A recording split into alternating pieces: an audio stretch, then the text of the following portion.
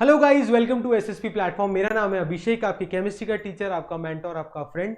आज इलेक्ट्रोकेमिस्ट्री एक और लेक्चर में आपके सामने लेके आया हूं और आज का टॉपिक रहेगा electrolytic cell and Faraday's law of electrolysis. और इलेक्ट्रोलिटिक सेल से रिलेटेड सारी अपन बातें करेंगे, न्यूमेरिकल डिस्कस करेंगे, किस तरीके से क्वेश्चन को अप्रोच किया जाता है, क्या उनको सॉल्व करने का तरीका होता है, और बिल्कुल बेसिक से अपन इलेक्ट्रोकेमिस्ट्री का ये वाला पार्ट जो कि बहुत इंपॉर्टेंट है, इलेक्ट्रोलिटिक सेल, वो आज अपन कवर करेंगे। तो बिफोर स्टार्टिंग दी लेक्चर कुछ एक इन्फॉर्मेशन है जो आप बच्चों को देना चाहता हूं। इन्फॉर्मेशन ये है कि ईयर लॉन्ग बैच है नीट का क्लास 24 ऐप पे, फिजिक्स और केमिस्ट्री दोनों का, जिसका प्राइस है 8,000 रुपये। अगर आप उसको ज्वाइन करना चाहते हैं तो एक इंक्वायरी नंबर आपको दे रखा है, प्रहार 2024 कोर्स का नाम है। Go you can by this course and इसका फायदा उठा सकते हैं आप, ठीक है बच्चों। और एक और बात, अगर आप चाहें और पढ़ना चाहते हैं केमिस्ट्री बिल्कुल बेसिक से और कुछ एक फाउंडेशन है जो आपका वीक है, तो डेली सेशन आते हैं मेरे 7 बजे शाम में, और मेरा चैनल का नाम है सीबीएसई क्लस्टर बाय अभिषेक सर। अगर आपने सब्सक्राइब नहीं किया है और आप सोचते हैं मेरे से कनेक्ट करना चाहते हैं और आपको लगता है कि हाँ अभिषेक सर कुछ बातें ऐसी बताते हैं जो हमारे फायदे की है और हमें यूजफुल लगती है, तो प्लीज़ आप इसको ज्वाइन कर सकते हैं। अगर आपको लगता है कि मेरा पढ़ाया हुआ आपको समझ में आता है और आप मुझसे कनेक्ट करना चाहते हैं, ठीक है बच्चों। आइए अपना टॉपिक स्टार्ट करते हैं। आप सबका टाइम बिल्कुल भी वेस्ट नहीं करेंगे, बिल्कुल प्रीशियस टाइम है। स्टार्ट करते हैं आज का अपना टॉपिक। पहला टॉपिक है इलेक्ट्रोलिटिक सेल। अब इलेक्ट्रोलिटिक सेल, अपन ने गैल्वेनिक सेल तो बच्चों पढ़ रखा है। इलेक्ट्रोलिटिक सेल क्या होता है? एक ऐसा सेल या एक ऐसा डिवाइस जो कि इलेक्ट्रिकल एनर्जी को क्या करता है बच्चों? सर, इलेक्ट्रिकल एनर्जी को कन्वर्ट करता है किसमें? इलेक्ट्रिकल एनर्जी को कन्वर्ट करता है केमिकल एनर्जी में। किसमें? केमिकल एनर्जी में। इसका मतलब भाई इस जस्ट डेनियल सेल का या जो डेनियल सेल का जस्ट उल्टा हो गया। जिंक कॉपर सेल के अंदर क्या हुआ था?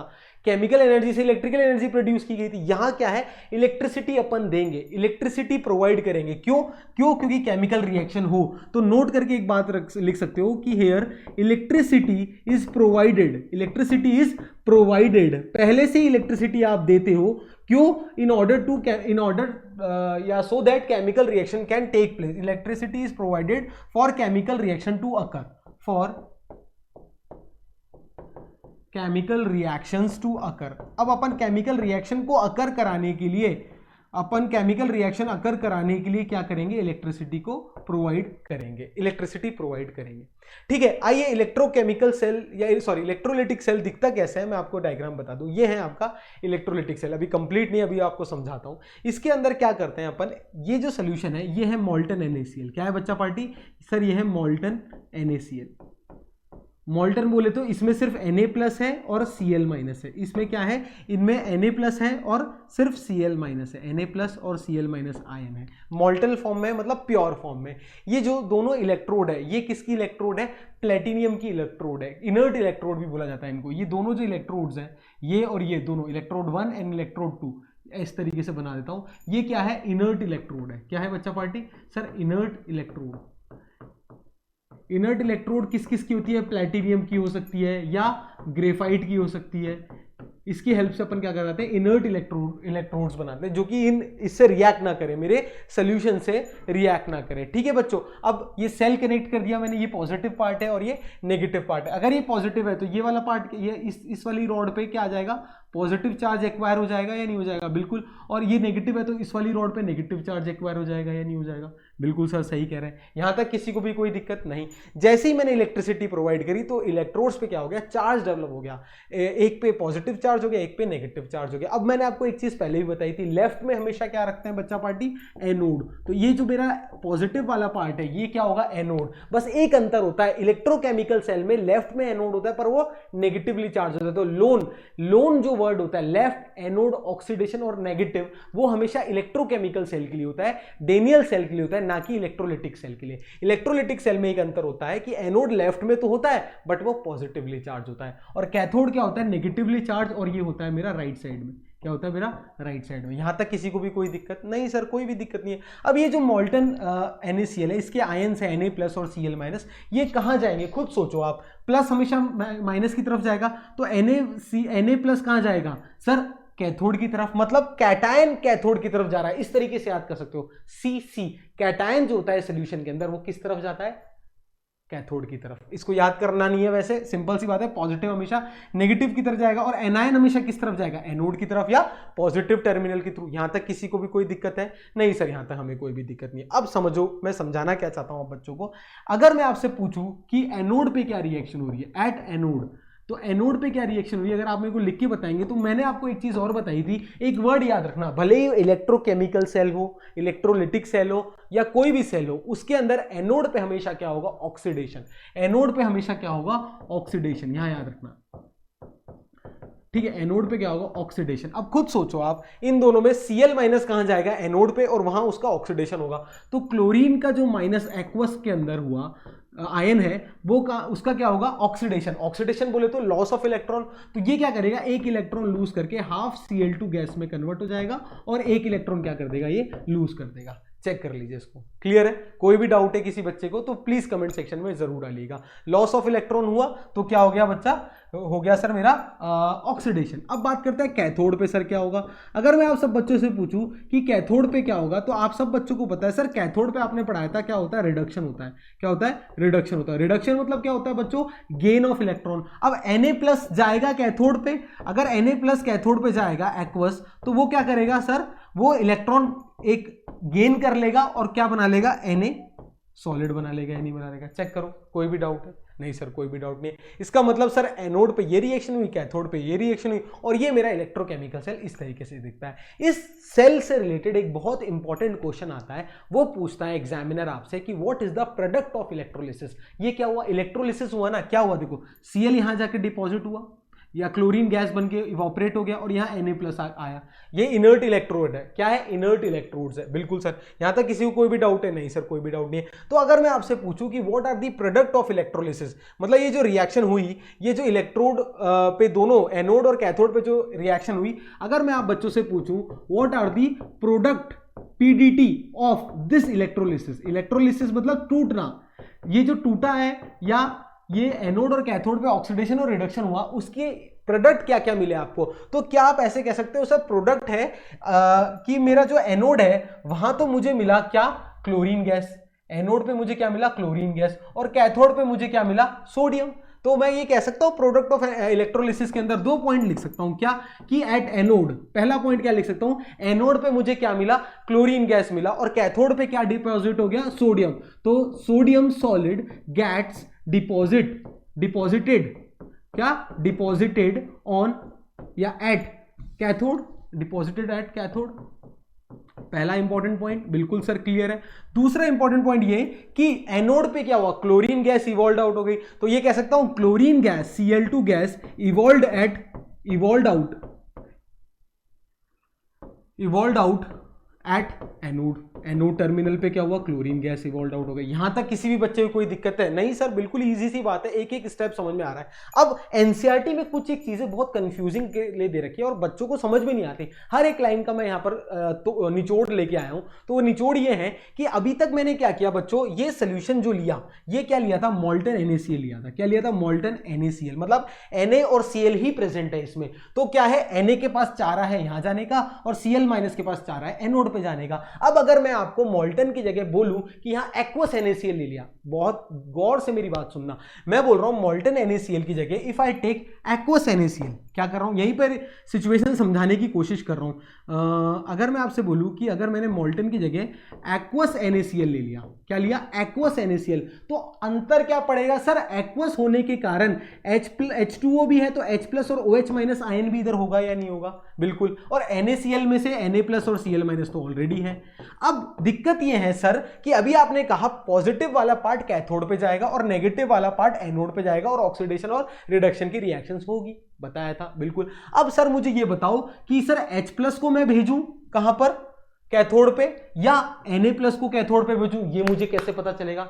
कंसेप्ट समझ में आ रहा है कि दिक्कत क्या हो रही है। दिक्कत ये है सर, अगर आपने मोल्टन लिया कोई दिक्कत नहीं है, जैसे एक्वस NaCl की तरफ मूव करेंगे तो H2O भी आ जाएगा पिक्चर में। H2O के पास H+ और OH- आयन है। अब H+ जाएगा कैथोड की तरफ या Na+ जाएगा, या दूसरी तरफ एक और मोटी दिक्कत, OH- जाएगा एनोड की तरफ या Cl- जाएगा एनोड की तरफ। मतलब किसका ऑक्सीडेशन और किसका रिडक्शन किस तरीके से अपन तय करेंगे या डिसाइड करेंगे। तो उसको डिसाइड करने के लिए एक थ्योरी आई, जिस थ्योरी का नाम है क्या, प्रेफरेंशियल डिस्चार्ज थ्योरी किसको प्रेफरेंस दी जाएगी, क्या प्रेफरेंस है भाई, किस कैटायन, कौन सा कैटायन किस तरफ मूव करेगा, कौन एनोड की तरफ मूव करेगा और कौन कैथोड की तरफ मूव करेगा, तो ये समझने की अपन को जरूरत है। तो अब इसके अंदर पहला पॉइंट कैटायन की अगर मैं बात करूं, क्या बात कर रहा हूं, कैटायन की, तो कैटायन कौन सा कहां मूव करेगा ये बात बताना चाह रहा हूं। और दूसरा और इंपॉर्टेंट पॉइंट अगर मैं आपसे पूछूं कि एनायन कौन मूव करेगा, तो दूसरा अपना पॉइंट है एनायन कौन सा कहां मूव करेगा। तो दो पॉइंट अपन लिखेंगे अभी बहुत अच्छे से, ठीक है, और बिल्कुल हमेशा आपका क्वेश्चन सही होगा। पहला, अगर मैं आपसे पूछूं कि कैटायन में अपन कैसे डिसाइड करते हैं कि कौन सा कैटायन जो है माइग्रेट करेगा, तो मैं ये वर्ड माइग्रेट इसलिए यूज कर रहा हूं कि कौन मूव करेगा, तो कैटायन सर वो कैटायन वाला पार्ट मूव करेगा जिसकी रिडक्शन पोटेंशियल की वैल्यू ज्यादा है। तो cation whose value of reduction potential is high, is more will migrate first, will यहां लिख लो अच्छे से, will migrate फर्स्ट। पहले कौन माइग्रेट करेगा, जिसकी रिडक्शन पोटेंशियल, मतलब Na प्लस और H प्लस में से कौन माइग्रेट करेगा, सर Na प्लस और H प्लस में से वो जो इलेक्ट्रोकेमिकल सीरीज में जो जिसकी रिडक्शन पोटेंशियल की वैल्यू ज्यादा होगी ना, वो मूव कर जाएगा। क्लियर है, बिल्कुल। और एनायन के अंदर कैसे डिसाइड करेंगे, तो एनायन के अंदर एक सीरीज है जो कि आपको ध्यान में रखनी है। एनायन के अंदर एक सीरीज है, एक ऑर्डर है, तो order for tendency to migrate वो आपको ध्यान में रखना है। तो उस ऑर्डर का याद करने का तरीका क्या है, देखो पहले लिख लो S, फिर लिख लो N, फिर लिख लो O, ठीक है, फिर लिख लो C, फिर लिख लो B, फिर I, इस तरीके से लिख लो। पहले SNOCBI इस तरीके से लिख लिया। फिर क्या करो, अब देखो I फॉर आयोडीन, फिर ये, फिर B for Br minus, C for Cl minus, O for OH minus, N for NO3 minus और S for sulphate minus, SO4 2 minus. तो ये है ऑर्डर ऑफ माइग्रेशन या ये है ऑर्डर कि किस तरीके से माइग्रेट करेगा। सबसे जल्दी कौन माइग्रेट करेगा, आयोडीन माइनस का आयन, फिर Br माइनस का आयन, फिर Cl माइनस का आयन, फिर OH माइनस का आयन, फिर NO3 माइनस, फिर SO4 माइनस का आयन। तो ये एक याद करना है कि एनायन के केस में अगर मुझे पता है कि कौन कौन से एनायन है, इनमें से आएगा, चिंता मत करना, एनसीईआरटी में इससे बाहर तो आ ही नहीं सकता। अगर आपको एनायन दे रखे हैं डिफरेंट, तो ये ऑर्डर आपको ध्यान में रखना है, ये ऑर्डर अपन को ध्यान में रखना है। अभी समझाऊंगा, आप चिंता मत करना। अब जैसे बैक टू आवर क्वेश्चन, अब अपन अपने क्वेश्चन पे दोबारा से आ जाते हैं। अभी मैंने आपको कहा एक्वस NaCl, क्या बोला था, क्वेश्चन क्या था, एक्वस NaCl। अब एक्वस NaCl के अंदर देखो कैटायन वाला पार्ट क्या है, एक्वस NaCl यहां लिख लेता हूं, क्या क्या है सर, एक तो H प्लस OH माइनस है इसमें एक्वस के कारण, और NaCl के कारण Na प्लस और Cl माइनस है। अब देखो पहला अपना पार्ट कैटायन को डिसाइड करना है। फर्स्ट कैटायन, फर्स्ट क्या है, कैटायन। कैटायन में अगर मैं H प्लस और Na प्लस का देखूं, अगर मैं H प्लस और Na प्लस का देखूं, तो H प्लस की रिडक्शन पोटेंशियल की वैल्यू ज्यादा होती है, H plus E0R is more, ऐसे लिख लो, इज मोर, ये अपन वो टेबल से देख लेंगे, ठीक है। So therefore H plus will migrate first, will migrate. अब ये माइग्रेट होके पॉजिटिव कहां जाएगा, कैटायन कैथोड पे जाएगा, इसका क्या होगा, रिडक्शन। तो H plus plus 1 electron will give what, half H2 gas, half H2 gas हो गया भाई, इलेक्ट्रॉन खा के क्या बना लिया, हाफ H2 गैस बना लिया, ये कैथोड पे हो गया। ये कैटायन कहां जाएगा सर, कैथोड पे, तो ये कहां रिएक्शन हो गई सर, कैथोड पे रिएक्शन हो गई। क्लियर है, बिल्कुल सर क्लियर है। अब बात करते हैं एनायन की। सेकंड पॉइंट अपना क्या है भाई, एनायन कौन मूव कर रहा है, सेकंड एनायन। अब देखो बहुत ध्यान से, दिख रहा है सब बच्चों को, कलर बहुत इजीली अवेलेबल है। हाँ, एनायन में देखो, एनायन मेरे पास क्या क्या है, OH माइनस और Cl माइनस है। अब यहां आ जाओ, अपनी टेंडेंसी इधर देखो, OH माइनस और Cl माइनस में सबसे ज्यादा टेंडेंसी किसकी है, Cl माइनस की है। तो Cl minus will migrate first, बिल्कुल। तो Cl माइनस की वैल्यू ज्यादा है, तो Cl माइनस क्या होगा, माइग्रेट करके क्या ऑक्सीडाइज हो जाएगा, तो क्या बना लेगा, half Cl2 gas plus 1 electron. ये कहां हो रहा है, मेरा एनोड पे हो रहा है। क्या हो रहा है, ऑक्सीडेशन, ऑक्सीडेशन और रिडक्शन हो रहा है। पर किस किस का हो रहा है, ये किसने बताया, प्रेफरेंशियल डिस्चार्ज थ्योरी ने, कि कैथोड पे हाइड्रोजन। अब अगर मैं आपसे पूछूं कि what are the product of electrolysis, if I ask you कि प्रोडक्ट ऑफ इलेक्ट्रोलाइसिस बताओ, तो फटाफट बच्चे बता सकते हैं कि कैथोड पे तो हाइड्रोजन गैस इवॉल्व आउट होगी और एनोड पे क्लोरीन गैस इवॉल्व आउट होगी। अब मुझे लगता है वो एनसीईआरटी में जो टेढ़ी मेढ़ी लाइनें दे रखी है, जो आपको कंफ्यूज करती है, आई होप अब वो क्लियर होगा कि भाई कौन सी चीज कहां पर रिलीज हो रही है। ये किसने बताया था, किसने बताया था? प्रेफरेंशियल डिस्चार्ज थ्योरी ने। ठीक है बच्चों, तो पहली बात, अगर मोल्टन फॉर्म में दे रखा है तो चिंता ही नहीं करनी, अगर एक्वस फॉर्म में तो अपन को सोचना है फिर प्रेफरेंशियल डिस्चार्ज थ्योरी के अकॉर्डिंग अपन सोचेंगे। क्लियर है? इसको नोट कर लीजिए, स्क्रीनशॉट ले लीजिए, और इसका पीडीएफ तो मैं शेयर कर ही दूंगा, तो डोंट वरी। तो ये था इलेक्ट्रोलिटिक सेल का एक बेसिक इंट्रोडक्शन, और किस तरीके से इलेक्ट्रोलिटिक सेल से आपको क्वेश्चन आते हैं। ठीक है, अब कुछ एक और क्वेश्चन, एक दो क्वेश्चन अपन सॉल्व करके देख लेते हैं। For example, find the product of electrolysis. ये प्रोडक्ट ऑफ इलेक्ट्रोलाइसिस आपसे पूछा है। पहला एक्वस AgNO3 है, एक्वस AgNO3 फिर वही एक्वस मतलब H+OH- और AgNO3 में क्या है? Ag+ और NO3-। बिल्कुल सर, कोई भी डाउट है किसी बच्चे को?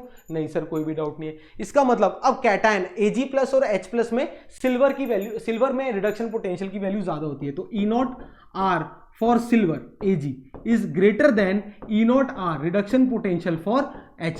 सो देयरफॉर सिल्वर क्या होगा? रिड्यूस होगा। अब सिल्वर रिड्यूस होके क्या, तो silver Ag++1 electron will give Ag solid. हमेशा रटना नहीं है बिल्कुल भी। तो ये कहां पर होगा? कैथोड पे। कैथोड पे किसका रिडक्शन हुआ इस बार? सिल्वर का, हाइड्रोजन का नहीं हुआ। कैसे डिसाइड किया? प्रेफरेंशियल डिस्चार्ज थ्योरी के कैटायन की थ्योरी की, कैटायन की थ्योरी के बेसिस पे। क्या कि जिसकी रिडक्शन पोटेंशियल की वैल्यू ज्यादा, वो कैटायन पहले माइग्रेट करेगा। कर लिया।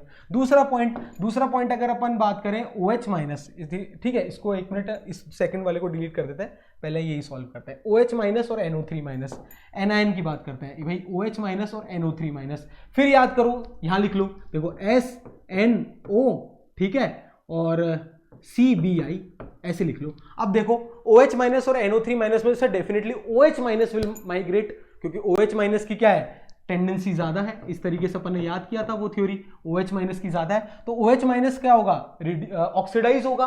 तो किस तरीके से देखो, OH- किस तरीके से ऑक्सीडाइज होता है, ये बहुत ध्यान से देख लेना। OH- क्या करता है? एक तो O2 गैस देता है, एक ये चीज ध्यान में रखनी है। क्या करता है? OH- एक तो O2 गैस देता है और इलेक्ट्रॉन रिलीज करेगा। क्यों? क्योंकि ऑक्सीडेशन हो रहा है, तो 4 इलेक्ट्रॉन रिलीज करेगा। कितने इलेक्ट्रॉन रिलीज करेगा ये ध्यान रखना। OH- एक तो O2 देगा और 4 इलेक्ट्रॉन रिलीज करेगा, प्लस पानी H2O, 2H2O। इसको बैलेंस कर लो, तो यहाँ 4OH लिखना पड़ेगा। इस तरीके से क्या होगा? एनोड पे रिएक्शन होगा क्या? OH- ही, OH की जब भी रिएक्शन आएगी, OH जब भी माइग्रेट करेगा तो इस तरीके की रिएक्शन होगी। इसको नोट कर लो।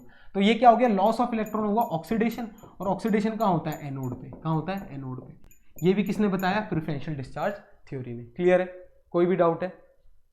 ठीक है, तो इस तरीके से अपन डिसाइड करेंगे कि प्रेफरेंशियल डिस्चार्ज थ्योरी की मदद से एक्वस सॉल्यूशन में कौन कहां माइग्रेट कर रहा है। कैटायन के केस में जिसकी रिडक्शन पोटेंशियल की वैल्यू ज्यादा, वो माइग्रेट करेगा। एनायन के केस में ये preferential order, that is IBI, या फिर SNO CBI, SNO CBI। इस तरीके से याद कर लो। ठीक है, कोई भी डाउट है तो प्लीज कमेंट सेक्शन में डाउट टाइप कर दीजिएगा। ठीक है बच्चों, तो ये था अपना इलेक्ट्रोलिटिक सेल। अब नेक्स्ट अपन टॉपिक पढ़ने जा रहे हैं। इलेक्ट्रोलिटिक सेल के दौरान क्या हुआ था भाई? एक रॉड पे तो डिपोजिशन हो रहा है, एक से क्या हो रहा है? हट रहा है, या एक जगह ऑक्सीडेशन हो रहा है, एक जगह रिडक्शन हो रहा है, हो यही रहा था। इसलिए यही मैं फैराडे लॉ को क्लियर कर देता हूं। मतलब फैराडे ने क्या किया? इलेक्ट्रोलिसिस के दौरान जो जो प्रोसेस हुए उसको स्टडी किया, और फिर ये बताया इसके पहले लॉ ने, फर्स्ट, इसका जो पहला लॉ था, first law of Faraday, first law, उन्होंने ये बताया कि अगर अपन निकालना चाहे कि कितना वेट ऑफ आयन ऑक्सीडाइज हुआ है या रिड्यूस हुआ है, वो किस बात पे डिपेंड करता है भाई? इलेक्ट्रिसिटी पास की तो किसी इलेक्ट्रोड पे ऑक्सीडेशन हो रहा है, किसी इलेक्ट्रोड पे रिडक्शन हो रहा है। कितना हो रहा है, कितना अमाउंट या वेट अगर मेरे को निकालना है कि वेट ऑफ आयन कितना ऑक्सीडाइज हुआ या कितना रिड्यूस हुआ, वो किस बात पे डिपेंड करता है? तो लिखेंगे वेट ऑफ आयन ऑक्सीडाइज्ड और रिड्यूस्ड, कितना ऑक्सीडाइज हुआ या कितना रिड्यूस हुआ, इट इज डायरेक्टली प्रोपोर्शनल। किस बात के प्रोपोर्शनल है? कि कितना क्वांटिटी ऑफ चार्ज आपने पास किया है, quantity of charge passed through it. ठीक है, ये फैराडे का पहला लॉ है। क्या कह रहा है सिद्धांत? कि अभी मैं पढ़ के आया हूं इलेक्ट्रोलिटिक सेल में कि एक इलेक्ट्रोड पे ऑक्सीडेशन होता है और एक इलेक्ट्रोड पे रिडक्शन हो रहा है। कितना ऑक्सीडेशन हो रहा है, कितना वेट ऑफ आयन ऑक्सीडाइज हुआ, ये किस बात पे डिपेंड करा? कितना आपने उसमें चार्ज पास किया है, कितनी इलेक्ट्रिसिटी आपने उसमें पास की है। तो मैं क्या ये लिख सकता हूं कि W is directly proportional to Q। बिल्कुल सर लिख सकते हो। मैथमेटिक्स हमें सिखाती है कि प्रोपोर्शनलिटी का साइन हटाएंगे तो एक कांस्टेंट यहां पर Z इंट्रोड्यूस करेंगे, तो W is equals to Z into Q। यहां पर W क्या है? वेट, कितना ऑक्सीडाइज और रिड्यूस हुआ है। क्यू क्या है, क्वांटिटी ऑफ चार्ज या चार्ज, जिसकी यूनिट किस में होती है, कूलम्स में। तो ये लिख सकते हैं अपन, क्यू क्या है, चार्ज, डब्ल्यू क्या है, वेट, और ये जो Z है, ये Z, ये बहुत इंपॉर्टेंट टर्म है। ये Z चीज क्या है, Z को अपन बोलते हैं इलेक्ट्रोकेमिकल इक्विवेलेंस। क्या बोलते हैं Z को सर, Z को बोलते हैं इलेक्ट्रोकेमिकल इक्विवेलेंस। अभी सब इसके बारे में बताएंगे, चिंता मत करिएगा। Z क्या होता है, इलेक्ट्रोकेमिकल इक्विवेलेंस। Q क्या होता है, चार्ज, चार्ज की यूनिट क्या होती है आप सबको पता है, कूलम्स। वेट की यूनिट क्या होती है, ग्राम में होती है। ठीक है, कोई भी डाउट है, नहीं सर कोई भी डाउट नहीं। अब देखो आगे इसको और स्टडी करते हैं। अगर मैं क्या करूं, W is equals to Z into Q निकाला था मैंने अभी, ठीक है, हाँ सर निकाला था, इधर देखो, तो W is equals to Z into Q. अब Q is equals to I into T होता है, फिजिक्स में पढ़ के आ चुके हैं अपन। तो W इज इक्वल्स टू, या और W इज इक्वल्स टू कह सकते हैं Z into I into T. यहाँ I क्या है, करंट, और T क्या है, टाइम। I क्या है यहाँ पर सर, करंट, और T क्या है, टाइम। ये करंट की यूनिट क्या होती है आप पढ़ चुके हैं, एम्पियर, और T क्या है, टाइम। टाइम की ऐसा यूनिट अपन क्या लेंगे, सेकंड, क्या लेंगे, सेकंड। यहाँ तक किसी को कोई भी डाउट नहीं। ये हो गया मेरा W का formula, W is equal to Z into I into T. ये बहुत इंपॉर्टेंट है, इससे काफी क्वेश्चन आपके हो जाएंगे। अब देखो यहाँ पर, अगर मैं अगर मैं क्या करूं, करंट को 1 एम्पियर ले लूं, अगर मैं करंट को क्या कर रहा हूं, 1 एम्पियर ले रहा हूं, और टाइम को 1 सेकंड ले रहा हूं, टाइम को कह रहा हूं 1 सेकंड ले रहा हूं, तो देखना यहाँ देखो, तो W की वैल्यू क्या आ जाएगी, Z इंटू 1 इंटू 1, तो W is equal to Z आ जाएगा या नहीं आ जाएगा। इसका मतलब Z क्या है, इलेक्ट्रोकेमिकल इक्विवेलेंस क्या है, वेट, वो वेट की वैल्यू है जब मेरा करंट 1 एम्पियर है और टाइम क्या है, 1 सेकंड है। क्या है, करंट 1 एम्पियर है और टाइम क्या है, 1 सेकंड। तो Z इज, या electrochemical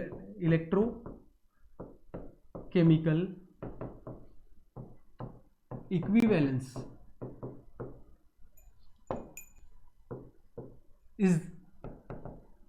is the weight of ion oxidized or reduced when 1 ampere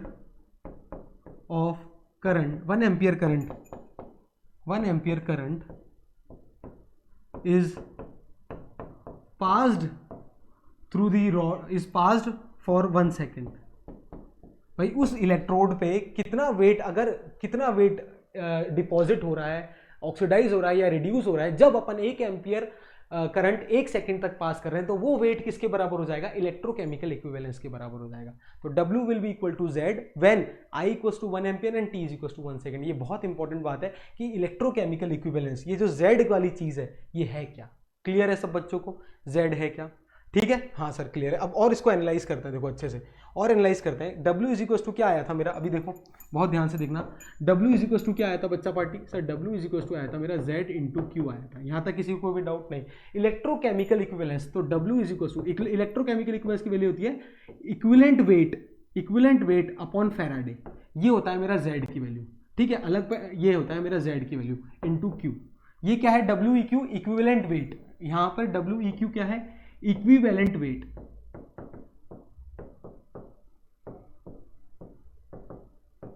और F क्या है मेरा, फैराडे। F क्या है, फैराडे, ठीक है, F क्या है, फैराडे। फैराडे बोले तो क्या होता है, ये charge of 1 mole of electron. What is this, this is basically charge of 1 mole of electron. 1 mole of electron में कितना चार्ज है, उसको अपन फैराडे कहते हैं। तो WEQ अपॉन F क्या हो गया मेरा, Z की वैल्यू। इधर देखो, तो F अगर क्या होता है, charge on 1 mole of electron, तो 1 मोल ऑफ इलेक्ट्रॉन में कितना चार्ज है, कितना चार्ज होता है सर, एवोगैड्रो नंबर को 1.6 इंटू 10 की पावर -21 कूलम से मल्टीप्लाई कर दो, तो F की वैल्यू निकल के कितनी आ जाएगी, इसकी वैल्यू रख दो 6.022 या 23 इंटू 10 की पावर 23, तो F की वैल्यू निकाल के आ जाएगी कितनी, 96500। ये आ जाएगी मेरे फैराडे की वैल्यू कितनी, 96500 कूलम। क्लियर है, यहां तक कोई भी डाउट है किसी बच्चे को, नहीं सर। इधर देखो, फिर अब इधर आ जाओ, बैक टू आवर क्वेश्चन या डेरिवेशन। तो W अपॉन WEQ, मतलब weight upon equivalent weight is equal to क्या हो जाएगा, Q upon F, charge upon Faraday. ये जो होता है W upon W E Q, ये क्या होती है, ये एक वैल्यू होती है जिसका जो मान होता है, या जिसका this is equal to W upon W E Q equal to mole into N factor. ये किसके बराबर होता है, mole into N factor. Mole into क्या होता है, एन फैक्टर, बराबर ये Q अपॉन एफ तो है ही है। तो दिस इज दी फॉर्मूला, ये बेसिक फॉर्मूला अपन को ध्यान में रखना है, किसका, फैराडे के फर्स्ट लॉ ने ये डिराइव किया कि मोल इंटू एन फैक्टर किसके बराबर होता है, चार्ज अपॉन एफ फैराडे। यहाँ एन फैक्टर क्या है, ये पढ़ने वाली बात है। देखो व्हाट इज एन फैक्टर, तो एन फैक्टर इज बेसिकली क्या होता है, यहाँ एन फैक्टर की मतलब क्या है, एन फैक्टर होता है number of electrons involve in the reaction. N factor क्या होता है, number of electrons involved in the reaction, in the given reaction।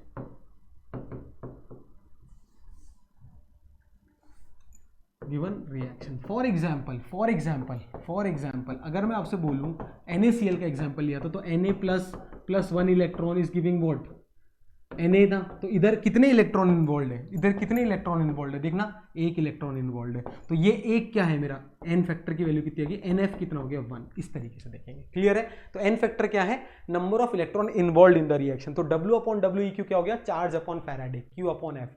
Clear है, तो this is the Faraday first law. अच्छे से अपन ने एनालाइज कर लिया कि भाई फैराडे का फर्स्ट सिद्धांत क्या कहता है, नोट कर लो इसको। फैराडे फर्स्ट लॉ क्लियर है सब बच्चों को कि मोल इंटू एन फैक्टर किसके बराबर हो जाएगा, Q अपॉन एफ। ये जो फॉर्मूला है बच्चों, बहुत अच्छे से इसको ध्यान में रखना है, इससे ढेर सारे क्वेश्चन चुटकियों में सॉल्व हो जाएंगे। ठीक है, एक एक चीज इंपॉर्टेंट है कि W क्या होता है, Z क्या होता है, Q क्या होता है, और ये यहाँ से स्टार्ट हुआ है अपना। तो इसका स्क्रीनशॉट चाहो तो स्क्रीनशॉट ले लो, और चाहो तो इसको नोट कर लो एक जगह। ठीक है, चलो आगे बढ़ते हैं अब।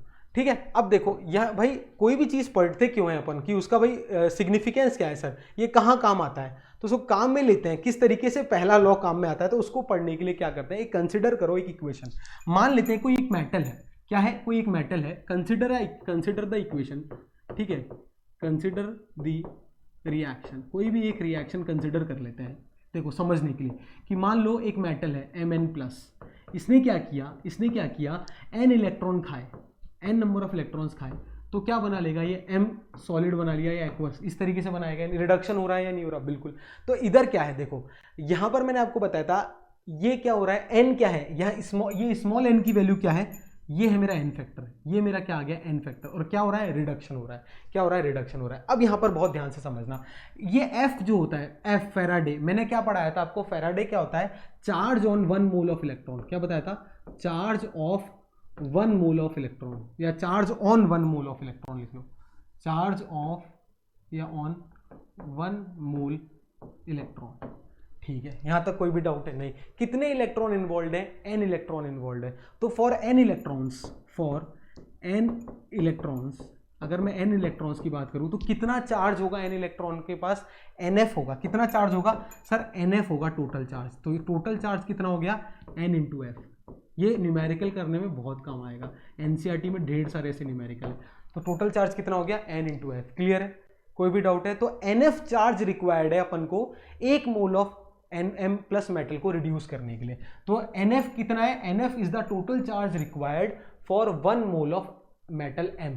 ठीक है, ये कह सकता हूं या नहीं कह सकता। फॉर एग्जाम्पल लेते हैं, अगर मैं आपसे बोल रहा हूं Mg2+ क्या कर रहा है, 2 इलेक्ट्रॉन को गेन करके Mg सॉलिड बना रहा है, Mg सॉलिड बना, तो इस केस में n फैक्टर की वैल्यू कितनी है, 2। कितने इलेक्ट्रॉन इन्वॉल्व है, 2।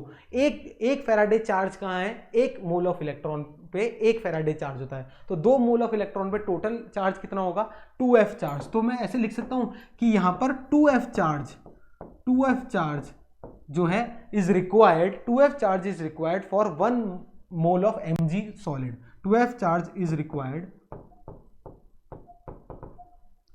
For 1 mole Mg solid. तो Mg सॉलिड को बनने के लिए कितने चार्ज रिक्वायर्ड है, 2f चार्ज। कैसे निकाला, एक जनरल फॉर्मूले से निकाला। क्लियर है। अब देखो NCERT में क्वेश्चन किस तरीके से है, ये NCERT का अपना क्वेश्चन है, ये एग्जाम में भी CBSE बोर्ड में भी पूछा जाता है और NCERT का क्वेश्चन है। ठीक है, तो इसको सॉल्व करते हैं। इसको कैसे सॉल्व करेंगे, देखो क्या, how much charge is required for the following reduction. अब ये रिडक्शन हो रहे हैं, देखो इसमें कितना चार्ज रिक्वायर्ड है, 1 मोल ऑफ एल्यूमिनियम +3 को एल्यूमिनियम में कन्वर्ट करने के लिए कितना चार्ज रिक्वायर्ड है। तो मैं ऐसे कह सकता हूँ एल्यूमिनियम +3 क्या करेगा सर, 3 इलेक्ट्रॉन गेन करेगा, तभी तो एल्यूमिनियम में कन्वर्ट होगा, बिल्कुल। तो टोटल चार्ज कितना रिक्वायर्ड है सर, 3F चार्ज रिक्वायर्ड है फॉर 1 मोल एल्यूमिनियम, और यही पूछा है आपसे। 3F चार्ज कितने मोल एल्यूमिनियम के लिए कितना चार्ज चाहिए, 3F चार्ज, तो आंसर कितना आएगा 3F Coulomb's, 3F charge is required. अब दूसरा इक्वेशन देखो, अगर आपको एक इक्वेशन दे रखी है क्या, MnO4 माइनस, उससे कन्वर्ट कर रहे हैं क्या Mn+2, रिडक्शन हो रहा है, फॉलोइंग रिडक्शन, तो गेन ऑफ इलेक्ट्रॉन होगा। अब सर इसमें तो कैसे डिसाइड करेंगे, तो क्या करो, इसमें Mn का ऑक्सीडेशन स्टेट निकाल लो। MnO4 में Mn कौन सा ऑक्सीडेशन स्टेट में, चेक करते हैं, देखो X Mn का मान लो, माइनस ऑक्सीजन का -2 होता है, तो 4 × -2 -8 बराबर इस पूरे पे चार्ज -1, तो x की वैल्यू कितनी आ गई +7। तो यहाँ पर Mn जो है +7 स्टेट में, ये बचपन में पढ़ चुके हैं अपन, बिल्कुल। +7 से +2 कब जाएगा, जब 5 इलेक्ट्रॉन खाएगा, तभी तो +7 - 5 = +2, 5 इलेक्ट्रॉन खाया, तो कितने इलेक्ट्रॉन का लेना देना है, 5 इलेक्ट्रॉन का, तो कितना चार्ज रिक्वायर्ड है, 5F charge is required, 5F charge is required for 1 mole of MnO4 to Mn+2 for 1 mole, ये लिख लो। क्लियर है, तो किस तरीके से क्वेश्चन को अप्रोच करना है, आई थिंक आपको क्लियर हुआ थोड़ा थोड़ा कि अगर n इलेक्ट्रॉन इन्वॉल्व है तो टोटल चार्ज 1 मोल के लिए, बार बार वर्ड यूज कर रहा हूं, 1 मोल के लिए कितना चार्ज रिक्वायर्ड होगा, NF चार्ज रिक्वायर्ड होगा, इसको नोट कर लो, ठीक है। एक और एनसीईआरटी का इंटेक्स क्वेश्चन लेके आया हूं आप सबके सामने, और बार बार सीबीएसई इस तरीके के क्वेश्चन पूछती है, सोचना कितना आसान नहीं करना। एक बहुत खतरनाक सी इक्वेशन दे रखी है, अब पूछा क्या है, what is the quantity of electricity, मतलब क्वांटिटी ऑफ इलेक्ट्रिसिटी मतलब क्यू पूछा है इन कूलम्स, कूलम्स के अंदर क्यू पूछा है, needed to reduce 1 mole of Cr2O7 2-, 1 mole of Cr2O2- को रिड्यूस करने के लिए कितना चार्ज रिक्वायर्ड है। अब इसका मतलब, अब मैंने एक फॉर्मूला आपको डिराइव कराया था फैराडे फर्स्ट लॉ से, क्या डिराइव कराया था, ध्यान करना, mole into N factor is equal to क्या था, Q/F था या नहीं था, चार्ज अपॉन फैराडे था या नहीं था, लास्ट यही आया था। मोल कितने रिक्वायर्ड है, 1। अब NF क्या है, नंबर ऑफ इलेक्ट्रॉन का लेना देना, कितने इलेक्ट्रॉन का लेना देना है सर, 6, तो n फैक्टर की वैल्यू कितनी हो गई, 6 बराबर चार्ज पूछा है और फैराडे F लिख दो। यहां तक कोई भी डाउट है किसी बच्चे को, नहीं सर, तो Q की वैल्यू कितनी आ गई, देयरफॉर Q की वैल्यू कितनी आ गई, 6F। इस तरीके से भी सॉल्व कर सकते हैं, तो चार्ज कितना आ गया, 6 × F, F की वैल्यू लिख दो 96500, और सॉल्व कर लो 6 × 96500, इसको सॉल्व कर लेंगे, आंसर आ जाएगा आपका, ठीक है, 579000 आ जाएगा, 579000 Coulomb's, this is the answer. इसको और 5.79 में कन्वर्ट करके भी कर सकते हो, 6F छोड़ दोगे तो भी सही होगा, ठीक है, पर कूलम्स में पूछा तो ये नहीं, ये करके आना, ठीक है, सॉरी कूलम्स में पूछा है ना, तो ये नहीं, ये करके आना बच्चों, क्लियर है। तो इस तरीके से अपन चार्ज निकालेंगे, अगर ऐसे क्वेश्चन है, घबराना नहीं है कुछ भी, सोचो कितना लल्लू है, तुरंत सॉल्व हो जाएगा, ठीक है, बहुत इजी है। इसमें N इलेक्ट्रॉन से भी कर सकते हैं, NF इलेक्ट्रॉन है ना, तो Ne इलेक्ट्रॉन में NF चार्ज चाहिए, तो 6F चार्ज चाहिए, क्लियर है। अगला क्वेश्चन जो पूछते हैं एग्जाम में, इस तरीके से पूछते हैं, how much electricity is required in Faraday, इसमें F में छोड़ सकते हैं, to produce 20 gram of calcium from electrolysis of CaCl2, 20 gram of calcium produce करना है मुझे CaCl2 से। अब देखो CaCl2 के अंदर कैल्शियम Ca+2 में है या नहीं है, बिल्कुल, अगर ये 2 इलेक्ट्रॉन खाएगा तभी तो कैल्शियम बनाएगा या नहीं बनाएगा, चेक करो भाई, मैंने कुछ नहीं किया, इजी है या नहीं है भाई। CaCl2 के अंदर कैल्शियम +2 में है, हाँ कैसे पता, क्लोरीन की -1 होती है, तो Ca+2 electron will give calcium solid. अब मुझे पूछा क्या है, अब इस इक्वेशन से मैं क्या निकाल सकता हूं, अभी मैं पढ़ के जो आया हूं, मैं ये कह सकता हूं सर कि 2F चार्ज जो है वो कितने, 1 मोल ऑफ कैल्शियम बनाता है, 1 मोल Ca बनाएगा भाई, यही तो पढ़ा था अपन ने, Ne electron will form 1 mole of जो भी M है, तो बना रहा है, इसका मतलब, पर क्या 1 मोल पूछा है, नहीं, या इसको ऐसे भी कह सकता हूं 1 मोल में कितने ग्राम होते हैं, यहां देखो, अरे मोल का फॉर्मूला क्या होता है, mole is equal to mass upon molecular weight, mass upon molecular weight कितना होता है कैल्शियम का, 40, मोल 1 दे रखा है, तो मास कितना आ गया सर, 40 ग्राम आ गया, नहीं आ गया, इसका मतलब 1 मोल कैल्शियम में कितने ग्राम है, 40 ग्राम, तो 40 ग्राम कैल्शियम के लिए मुझे 2F चार्ज रिक्वायर्ड है। पूछा किसके लिए, 20 ग्राम के लिए, तो आधा कर दो। सो देयरफॉर 20 ग्राम कैल्शियम के लिए, 20 ग्राम कैल्शियम के लिए कितना 1F चार्ज रिक्वायर्ड होगा या नहीं होगा, चेक करिए। कोई भी डाउट है तो बताइए। लल्लू सा क्वेश्चन है, बेसिक स्ट्रॉन्ग है, कभी गलती नहीं करोगे। एनसीईआरटी क्वेश्चन है, प्रीवियस ईयर क्वेश्चन भी है, पीवाईक्यू भी है ये। सोचो कितना आसान है, पीवाईक्यू का कितना आसान क्वेश्चन है, बिल्कुल बेसिक से चलेंगे, घबराएंगे नहीं। ठीक है बच्चों, एक बार और रिपीट कर देता हूं। कैल्शियम CaCl2 में कैल्शियम +2 होगा, वो 2 इलेक्ट्रॉन खा के कैल्शियम बनाएगा। अब मैंने बताया था Ne electron will produce M 1 mole of M, तो 2F charge will produce 1 mole of calcium. 1 mole of calcium में 40 ग्राम कैल्शियम होता है, बेसिक से पढ़ लिया मैंने। मोल पढ़ना चाहते हो तो मोल कंसेप्ट में अभी मंडे की क्लास में आपके CBSE क्लस्टर पे है, आप जाके मोल भी पढ़ सकते हो, बिल्कुल बेसिक से। ठीक है, तो 40 ग्राम कैल्शियम में 2F चार्ज रिक्वायर्ड है, तो 20 ग्राम में इसका आधा रिक्वायर्ड होगा, 1F, खत्म बात। अगला क्वेश्चन आ जाए सामने, इस तरीके से है क्वेश्चन। देखो क्वेश्चन क्या कह रहा है, 5 ampere current is passed through a solution of zinc sulphate for 40 minutes. Okay, now we are talking about time also, तो चार्ज और टाइम में करंट भी है, बिल्कुल शाबाश। Amount of zinc deposit, amount of zinc deposit मतलब mole निकाल लो भाई, मोल निकाल लो या फिर वेट निकाल लो जिंक का कितना डिपॉजिट हुआ। तो मेरे को एक चीज पता है, सॉल्यूशन देखो इस क्वेश्चन का कैसे करेंगे। जिंक सल्फेट के अंदर Zn किस फॉर्म में होता है बताओ, +2। ये क्या करेगा, 2 इलेक्ट्रॉन खाएगा और क्या बना लेगा, Zn सॉलिड बना लेगा, बिल्कुल। अब मुझे ये क्वेश्चन में पता है कि 1 मोल ऑफ जिंक बनाने के लिए 2F इलेक्ट्रॉन चाहिए, या तो इस तरीके से मूव करो, ये थोड़ा लेंदी हो जाएगा। अब देखो n into N factor, mole into N factor की वैल्यू किसके बराबर होती है, चार्ज अपॉन फैराडे के बराबर होती है, नहीं होती, फैराडे फर्स्ट लॉ।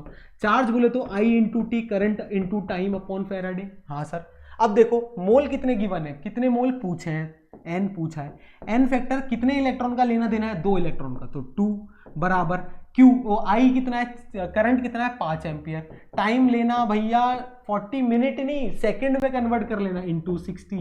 ये गलती मत करना, स्टार लगा देता हूं यहाँ, गलती कर देंगे, अपॉन फैराडे, फैराडे बोले तो 96500। सॉल्व कर लेंगे, कोई भी डाउट है बताओ।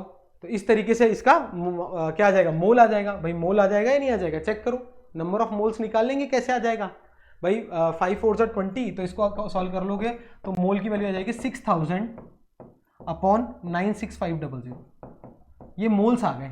अब ये मोल से अमाउंट पूछा है, देखना यहाँ देखना, अब मोल्स आ गए। अगर मुझे अमाउंट पूछा है तो मोल्स बराबर क्या होता है, mass upon molecular weight, mass upon molecular weight. अब molecular weight of zinc given होगा आपको, चिंता मत करना, 63.4 होता है। कितना होता है, 63.4। तो मास कितना आ जाएगा, अरे सर मोल्स कितने आए थे, 6000 upon 96500 into molecular weight of zinc कितना होता है 63.4। इसको सॉल्व कर लोगे तो मास भी आ जाएगा अपना। तो इस तरीके से सॉल्व कर लो, या मोल्स में छोड़ दो तो मोल्स में इस तरीके से सॉल्व करके छोड़ दो। क्लियर है, तो इस तरीके से अपन को अप्रोच करना है। सोचो कितना आसान हो गया, फैराडे फर्स्ट लॉ का एनालिसिस अगर मुझे अच्छे से आता है तो कैसे ही क्वेश्चन मुझे घुमा ले। सोचो ये नीट जेई सब में इस तरीके से पूछा जाता है, थोड़ा सा एडवांस होता है, वो प्रैक्टिस पर डिपेंड करता है। सीबीएसई तो छोड़ेंगे नहीं अपन, 100% नंबर लाने हैं इस बार, 70 में से 70, क्योंकि टाइम है मेरे पास, आपके पास अपना टाइम दीजिए, मुझे प्लीज दीजिए जरूर। ठीक है, डन। कोई भी डाउट है तो बताइएगा। इसको एक बार स्क्रीनशॉट ले लो बच्चों, ठीक है।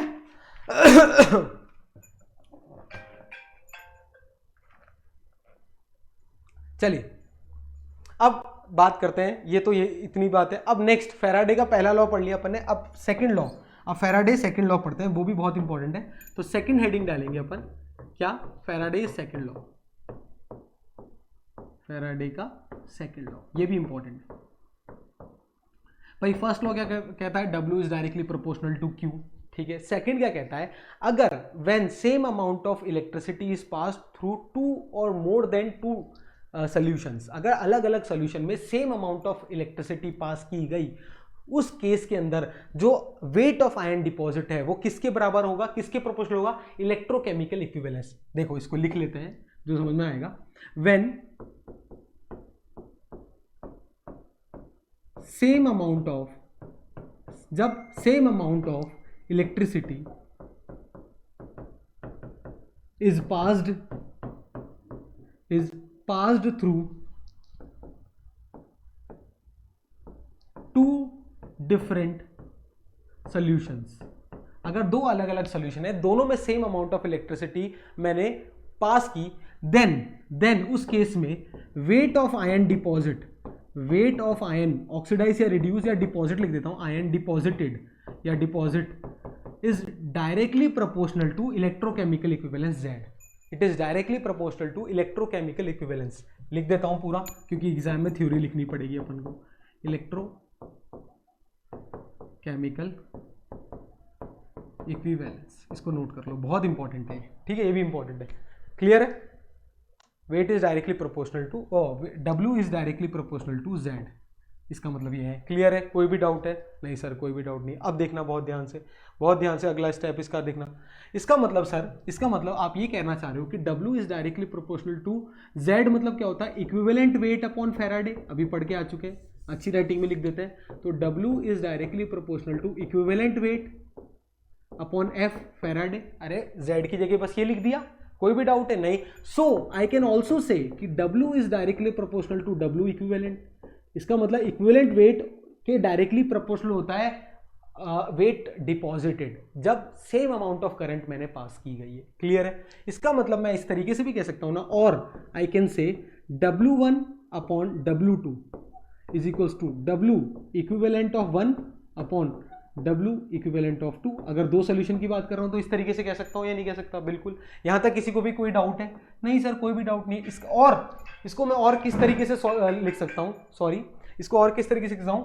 W1 अपॉन W इक्विवेलेंट 1 बराबर W2, क्या किया मैंने? इसको इधर और इसको इधर ले गया, W2 upon W equivalent of 2। यहां तक कोई भी डाउट? नहीं सर। अब देखो मैंने बताया था W अपॉन W इक्विवेलेंट क्या था, यही बताया था। देखना अभी बताता हूं, कहां बताया था सर ने, कहां बताया था आपको? ये रहा। W upon W equivalent mole into N factor होता है या नहीं होता? बिल्कुल। तो क्या कर सकता हूं मैं? W1 अपॉन W इक्विवेलेंट 1 को क्या लिख सकता हूं? N1 into N factor of 1। इसको कैसे लिखता हूं? N2 into N factor of 2। तो ये क्या है? मेरा सेकंड एनालिसिस है। ये मेरा फैराडे का दूसरा सिद्धांत है। अगर सेम करंट पास करते हैं, सेम इलेक्ट्रिसिटी पास करते हैं दो अलग अलग सॉल्यूशन में, तो मोल इंटू एन फैक्टर जो दोनों सॉल्यूशन का होता है उसका मल्टीप्लीकेशन या उसका प्रोडक्ट हमेशा क्या होता है? सेम रहता है। क्लियर है? नोट कर लीजिए इसको, ठीक है, बहुत इंपॉर्टेंट है, बहुत इंपॉर्टेंट है, ठीक है। एन क्या है? मोल्स, और NF क्या है? N factor, number of electron लेना देना। एन फैक्टर बोले तो number of electrons involve in the reaction. इसको नोट कर लो, बहुत इंपॉर्टेंट है ये, ठीक है, सुपर इंपॉर्टेंट। क्लियर है? ठीक है सर। अब अगला देखो, एक क्वेश्चन है, if same amount of electricity is pass through CuCl and copper sulphate, copper chloride, CuCl और CuSO4 दोनों से क्या किया मैंने? Same amount of electricity pass की। अब पूछा है the ratio of weight deposited, दोनों का रेशियो ऑफ वेट डिपॉजिट पूछा है। इसका मतलब ऐसे क्वेश्चन अप्रोच कैसे करते हैं? देखो बहुत ध्यान से। अब मेरे को दो सोल्यूशन दे रखे हैं, एक दे रखा है कॉपर क्लोराइड, तो कॉपर क्लोराइड में Cu+1 है, वो क्या करेगा? एक इलेक्ट्रॉन खाएगा और क्या करेगा? कॉपर बना लेगा। और दूसरे केस में मेरे पास क्या है? कॉपर सल्फेट है, हाँ, तो कॉपर +2 है, वो क्या करेगा? 2 इलेक्ट्रॉन खाएगा, वो क्या बना लेगा? कॉपर बना लेगा। एक केस में यहां तक कोई भी डाउट क्लियर है? हाँ सर कोई भी डाउट नहीं है। इसका मतलब इसका जो एन फैक्टर की वैल्यू है वो 1 है, तो इस केस में इसका जो मोल है N1 इंटू NF1 बोल दूं, वो किसके बराबर हो जाएगा? N1 इंटू 1 के बराबर हो जाएगा या नहीं हो जाएगा? बिल्कुल सर। इस केस में जो इसका मोल है N2 मान लूं और एन फैक्टर F2 मान लूं, वो किसके बराबर हो जाएगा? 2 इंटू NF2 के बराबर हो जाएगा, ओ सॉरी n इंटू 2 के बराबर हो जाएगा, N2 इंटू 2 के बराबर हो जाएगा या नहीं हो जाएगा? बिल्कुल। यहां तक किसी को भी कोई डाउट है? नहीं सर कोई भी डाउट नहीं है। तो मैं क्या ऐसे कह सकता हूं? देखना बहुत ध्यान से, क्या मैं ऐसे कह सकता हूं कि1n1 इज इक्वल्स टू 2n2? हाँ सर कह सकते हो। या मैं ऐसे भी कह सकता हूं क्या? N1 अपॉन N2 बराबर क्या हो जाएगा? 2, N1 अपॉन N2 2/1 हो जाएगा या नहीं हो जाएगा? हाँ सर। ये पूछा है? नहीं, रेशियो ऑफ वेट डिपॉजिट पूछा है। अब इसका मतलब आपसे पूछा क्या क्या है सर? हमसे पूछा है क्या? W1 upon W2। तो N1 को मैं N1 को मैं W1 weight upon molecular weight of copper लिख सकता हूँ। हाँ सर लिख सकते हो। और N2 को क्या लिख सकता हूँ? W2 upon molecular weight of, ये भी तो कॉपर ही है। हाँ सर कॉपर है। ये क्या है? 2/1 के बराबर है या नहीं है? बिल्कुल। इसको काटम कुट्टी कर दो, तो W1 अपॉन W2 की वैल्यू क्या आ जाएगी सर? 2/1। तो क्या रेशो है? 2:1 है या नहीं है? चेक करो, क्या दिक्कत है किसी को भी? ठीक है, अरे कोई भी डाउट है? अब इस केस में ये ध्यान में रखना, W1 क्या माना है तुमने? W1 माना है weight of copper in CuCl माना है। अब पूछा क्या है? रेशो किसका? CuSO4 एंड CuCl का पूछा है। ये क्या, ये देखना, ये याद रखना, कॉपर सल्फेट के, कॉपर क्लोराइड के केस में W1 माना है और कॉपर सल्फेट के केस में W2 वेट माना है, तब मेरा ये रेशो आ रहा है, तो कोई दिक्कत नहीं है। तो इसका मतलब ये क्या है, W in case of copper chloride upon W in case of copper sulphate का वैल्यू कितनी आ रही है, 2/1 आ रही है। ये बहुत इंपॉर्टेंट है, इसको नोट कर लीजिए, ठीक है। इस तरीके से सॉल्व करेंगे।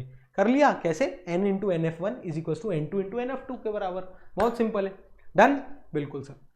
चलो आगे मूव करते हैं। नेक्स्ट क्वेश्चन, ये भी एनसीईआरटी का है और प्रीवियस ईयर क्वेश्चन है, सीबीएसई में आया हुआ है, ठीक है। एनसीईआरटी का क्वेश्चन है और ये सीबीएसई बोर्ड में आया हुआ है, ठीक है। इसको भी सॉल्व करते हैं। नेक्स्ट क्वेश्चन देखो क्या है, same current is pass through the solution of AgNO3 and copper sulphate. Same current pass किया है, एक तो AgNO3 में और एक कॉपर सल्फेट में, ठीक है सर। सेम करंट पास किया है, इसका मतलब Ag plus 1 electron will give got Ag, इसमें तो ये होगा। इसके अंदर क्या होगा, copper plus 2 electron will give copper. बिल्कुल सर, यहां तक किसी को कोई डाउट नहीं, कोई भी डाउट नहीं है sir. If weight of Ag deposited दे रखा है आपको 1.08 ग्राम, वेट इसका कितना दे रखा है 1.08 ग्राम, ठीक है। इतना डिपॉजिट हुआ है, तो इसके मोल कैसे निकालेंगे सर? मोल क्या फॉर्मूला क्या होता है, वेट गिवन अपॉन इसका मोलिकुलर वेट 108 होता है, बिल्कुल। तो 1/100 हो जाएगा या नहीं हो जाएगा, ये मोल आ गया। अब इसका NF, इसका N फैक्टर कितना है, इसका N फैक्टर, इसको N1 बोल दूं तो इसका N फैक्टर NF1 कितना हो जाएगा बच्चा? सर ये 1 ही होगा, 1 ही होगा। क्लियर है? हाँ सर क्लियर है। इधर आ जाओ, इधर वेट ऑफ कॉपर पूछा है तो W2 मान लेते हैं, ये पूछा है, ठीक है सर। और इसके अंदर NF2, तो इसके अंदर N2 मान लो इसका मोल, और इसका NF2 N फैक्टर कितना है इसका 2 है सर, N फैक्टर 2 है।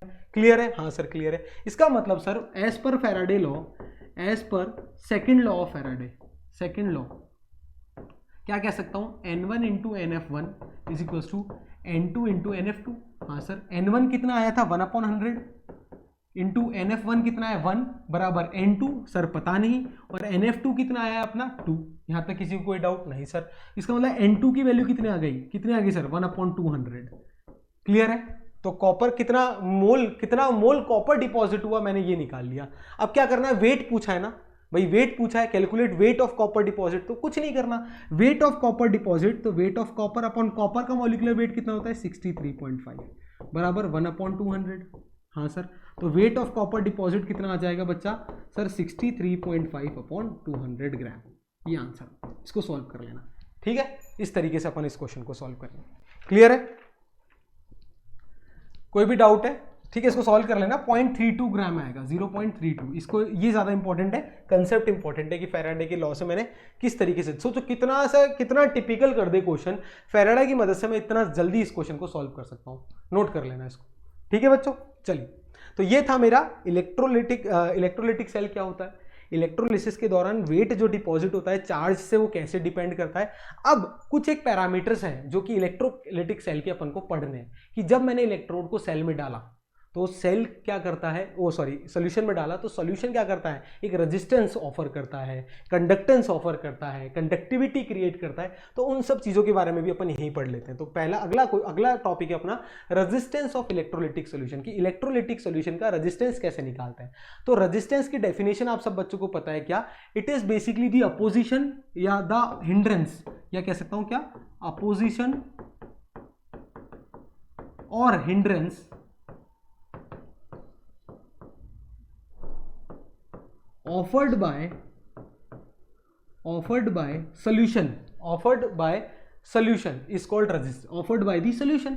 भाई सॉल्यूशन जो रेजिस्टेंस क्रिएट कर रहा है, जो दुविधा क्रिएट कर रहा है, उसे ही तो रेजिस्टेंस कहते हैं। किसका? इलेक्ट्रोलिटिक सॉल्यूशन का, कि क्या वो अपोजिशन क्रिएट कर रहा है। जैसे अगर मैं ये मानता हूं, ये मेरा क्या है, एक इलेक्ट्रोलिटिक सेल की बात कर रहा हूं, ये 2 रॉड डिप थी, ठीक है सर।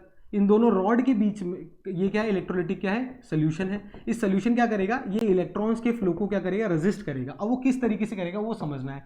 मान लो इस दोनों रॉड के बीच में जो ये लेंथ है वो L मान लो, इसका जो क्रॉस सेक्शनल एरिया A मान लो, दोनों रॉड्स का आइडेंटिकल है, इनर्ट इलेक्ट्रोड मानिए। इस केस में जो रेजिस्टेंस ऑफर्ड होगा R, रेजिस्टेंस ऑफर्ड होगा वो किसके प्रोपोर्शनल होगा, दोनों के बीच की लेंथ के प्रोपोर्शनल, और जो रेजिस्टेंस होगा वो किसके इनवर्सली प्रोपोर्शनल होगा, एरिया ऑफ रॉड्स के इनवर्सली प्रोपोर्शनल होगा। ओम्स लॉ पढ़ के आ चुके हो या नहीं? तो R is directly proportional to L upon A होता है या नहीं होता? तो आर इज इक्वल टू क्या हो जाएगा, रो एल अपॉन ए। तो this is resistance, what, R is equal to rho L upon A. यहाँ रो क्या होता है, रो मतलब होता है स्पेसिफिक रेजिस्टेंस। रो को क्या बोलते हैं बच्चा party, sir rho is what, specific resistance.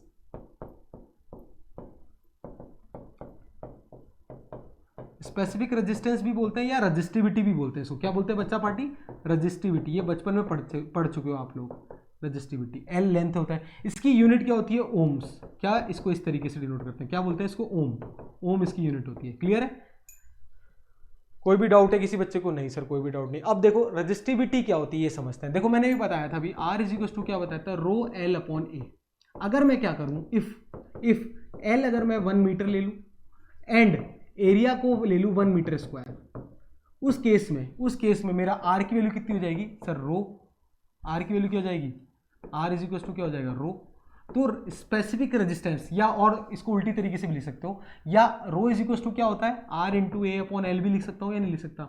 अब क्या करो, ए की जगह 1 मीटर, तो ए की जगह 1 मीटर स्क्वायर और एल की जगह 1 लिख दो, तो रो की वैल्यू कितनी आ जाएगी, आर के बराबर ओम मीटर इसकी यूनिट होती है। रजिस्टिविटी या specific resistance is equal to resistance when length is taken to be 1 metre and area, length between the rod is 1 metre and area of the rod is 1 metre square. ठीक है, तो resistivity क्या है, वो resistance है। यहां लिख सकते हो resistivity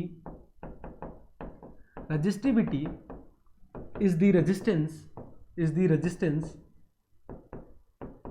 offered by electrolytic cell when distance between the electrode, inert electrode या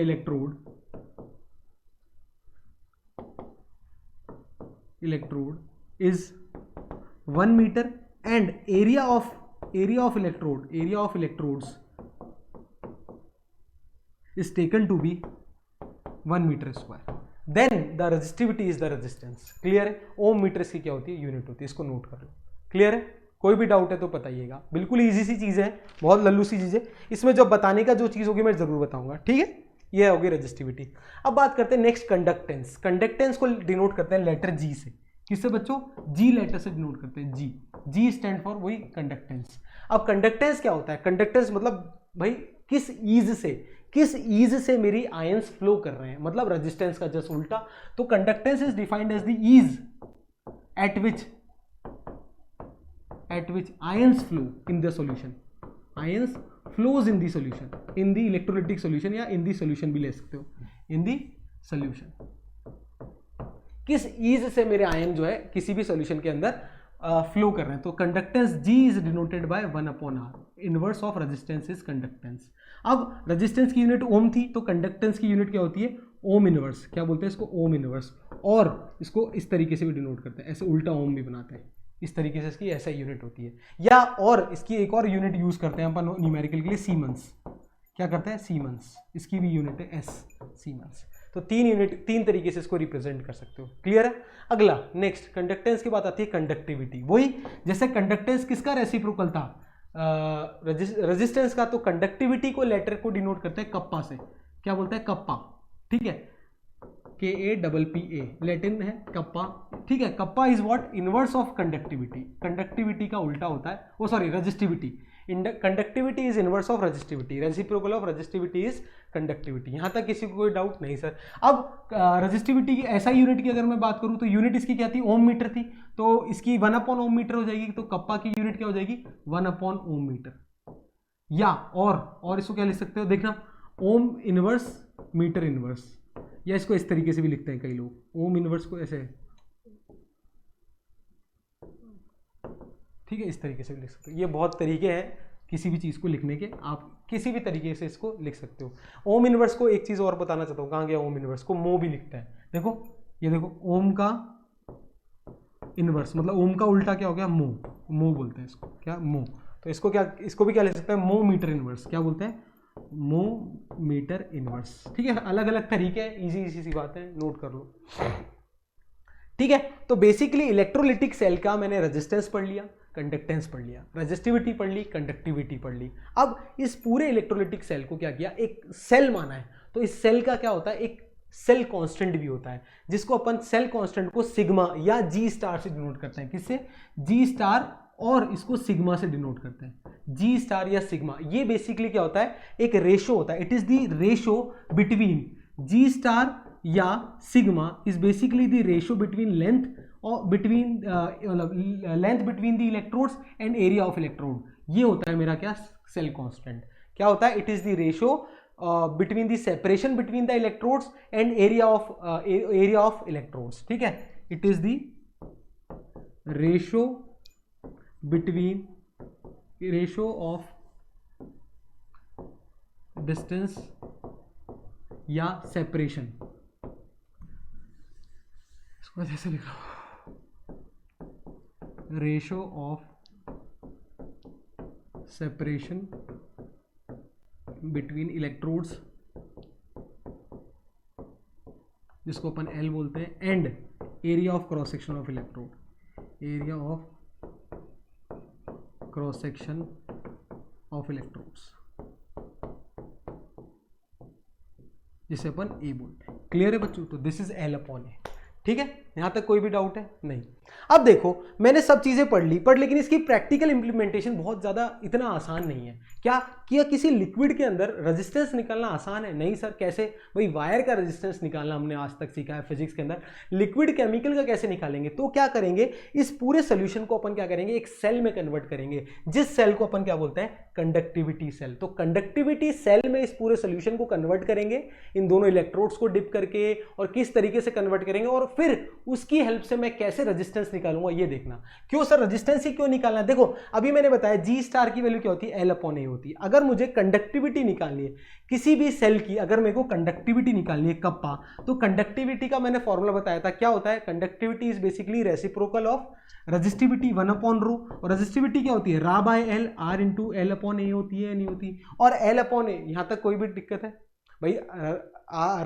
सॉरी उल्टा लिख दिया, अरे रा बाय एल, हाँ आर ए बाय एल, और ये एल अपॉन ए क्या होता है, सेल कांस्टेंट, अभी बताया था।